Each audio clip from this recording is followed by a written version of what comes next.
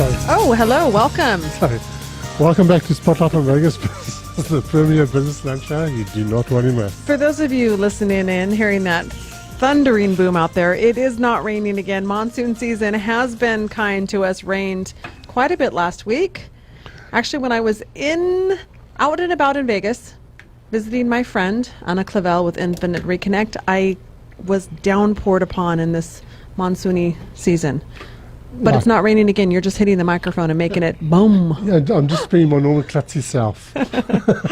Miss Anna, welcome to the program. Well, hi, Nicole. Hi, Mark. Thank you for having me. Welcome, Anna. Spotlight on Vegas Business is excited to have you in studio. Miss Anna Clavell has been doing business out of California, a lot of time in California, and actually all about the world because she's been in the film industry. And a new venture has been taking her time and attention, having her set up home and roots in Las Vegas. I was fortunate enough to meet Anna through my position at the Las Vegas Health and Fitness Chamber of Commerce, as she is one of the newer members of the chamber for Infinite Reconnect. So why don't you tell Mark all about what Infinite Reconnect is, because he's got no idea. No, I don't. Excellent. You are my favorite type of person. So, you had to be somebody's favorite. I was wondering whose it was. That's her. well, Nicole, thank you so much for that wonderful intro. Yes, I am a veteran of the film and TV industry, and I reprioritized my life and moved to Vegas when I realized that my true love was what I do with Infinite Reconnect. My aim is to reconnect to a better state of well-being, balance, and joy, and we all can achieve that. To do that, I employ reconnective healing, I use conflict mediation, and I use spiritual coaching as the techniques to effect and facilitate change that people can command for themselves in their own lives. Okay, that sounds very interesting. So the one word that actually stuck out of all that was the conflict mediation. I know that sounds odd. But tell me a bit more about how it works and exactly what you do. That stood out for me too when I actually first started doing it, because I get many people with energy and light and healing and getting people back into balance, but the conflict mediation does stand out because you think lawyers, you think lawsuit, you think stress, the very opposite of joyful, connected to health and wellness. Isn't it so? It's true. But you know what made me gravitate towards conflict mediation is precisely what it at the core is. It's about facilitating a conversation in a way in which the parties that are at conflict find a way to their way back to a resolution that benefits the majority. And it's simply opening up a way through technique. Again, I'm certified by the Neighborhood Justice Center, which is part of the Clark County Justice Department, and I volunteer there every week. And I have the privilege of sit and mediate on many interesting cases from throughout the entire city. It really does help and lightening the burden on the court system when it's mandated. If we help the parties for themselves to reach a resolution, it keeps them out of having to return to court. And when it comes to the community, it really opens up communication between neighbors. When you sit at a table with a mediator like myself, you hear things from your neighbor you never heard before.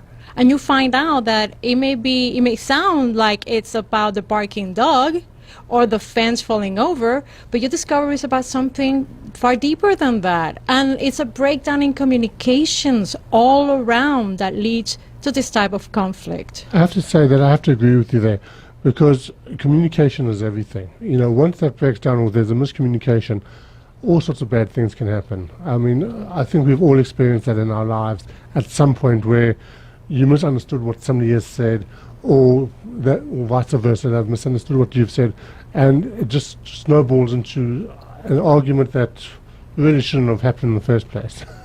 Yeah, you're absolutely right. And it has to do with where our preconceived notions are. We stop listening. We stop listening when we feel threatened. It's an artifact of the ego.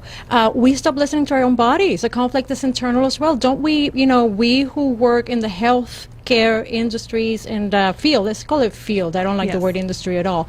We work in the health field, we see that the disease settles in because there is a breakdown of communication within ourselves. Classic example. You see the hot dog. The hot dog is calling you, or the donut. They're calling you. You know, you feel better. Your body's telling you, please don't do this. But your mouth are going like, oh, no, Oh, I know that feeling very well. And what happens afterwards? You pay for it. Yeah. So you have this conflict with yourself all the time about our diet, about medicines that we take, about how we feel about medicines in general. Again, it's a breakdown in communication. I never thought of it that way, but I had that feeling all the time. I mean, Nicole knows me. In terms of my eating habits, I have one of the most unhealthiest eating habits that you could possibly have. Yes, it does. So let's talk a little bit about that, because we had, and you did make a lot of sense with the conflict mediation and resolutions, and there, I don't think there's anything more stressful than when a conflict gets to a point where you're turning it over to the legal system. Let's talk about that internal conflict, because a lot of what you do has to do with healing and wellness, and that internal conflict, that struggle between either what you're eating or the way you feel about past traumatic events. How do you help people through the therapies of what you're doing, that one-on-one kind of therapy? Well, it's not therapy as such. It's more a process. I like to call it more of a process. There are 3 very distinct disciplines, the 3 that I employ: reconnective healing, conflict mediation, spiritual coaching.